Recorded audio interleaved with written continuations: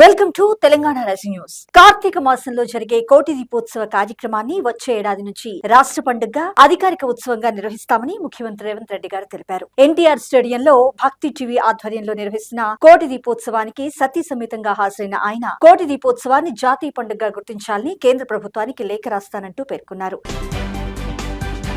CM Revanth Reddy గారికి శనివారం పుట్టినరోజు శుభాకాంక్షలు వెల్లువెత్తాయి. ప్రధానమంత్రి నరేంద్ర మోడీ తెలంగాణ సీఎం రేవంత్ రెడ్డి గారు ఆరోగ్యంగా సంపూర్ణ ఆయుష్తో జీవించాలని ట్వీట్ ద్వారా బర్త్డే విషెస్ తెలియజేశారు. కాంగ్రెస్ పార్టీ అగ్రనేతలు సోనియా గాంధీ గారు, రాహుల్ గాంధీ గారు స్వయంగా రేవంత్ రెడ్డి గారికి ఫోన్ చేసి జన్మదిన శుభాకాంక్షలు తెలిపారు. న్యూస్ పేపర్ లో పిల్లలకు మధ్యాహ్న భోజనం. మధ్యప్రదేశ్ లోని ఒక బడిలో ఈ దుర్ఘటన చూడగానే నా హృదయం ముక్కలైందంటూ కాంగ్రెస్ పార్టీ అగ్రనేత గౌరవశ్రీ రాహుల్ గాంధీ గారు పేర్కొన్నారు. మధ్యప్రదేశ్ లోని ప్రభుత్వ పాఠశాలలో విద్యార్థులు న్యూస్ పేపర్ ముక్కల్లో మధ్యాహ్న భోజనాన్ని తింటున్న ఒక వీడియోను కాంగ్రెస్ పార్టీ అగ్రనేత గౌరవశ్రీ రాహుల్ గాంధీ గారు షేర్ చేశారు.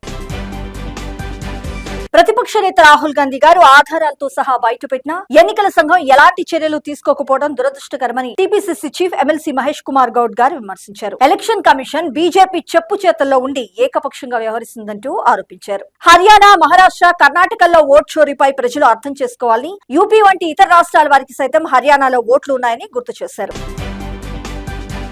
అన్ని వర్గాల అభివృద్ధి కోసం పేదరికంలో ఉన్న వ్యక్తి ఉన్నత స్థాయికి ఎదిగేందుకు, వారిని ముందుకు నడిపేందుకు కాంగ్రెస్ పార్టీ ఎల్లప్పుడూ కృషి చేస్తుందని డిప్యూటీ సీఎం భాటి విక్రమార్క గారు వ్యాఖ్యానించారు. తెలంగాణ ప్రజల ఆశలు, ఆకాంక్షలే కాంగ్రెస్ ప్రభుత్వ ఎజెండా అని రాష్ట్ర ఐటీ పరిశ్రమల శాఖ మంత్రి దుద్దిళ్ల శ్రీధర్ బాబు గారు పేర్కొన్నారు. జూబ్లీహిల్స్ ఉప ఎన్నికల్లో లబ్ధి పొందేందుకు బీఆర్ఎస్, బీజేపీలు తప్పుడు ప్రచారానికి తెగబడుతున్నాయంటూ ఆయన మండిపడ్డారు.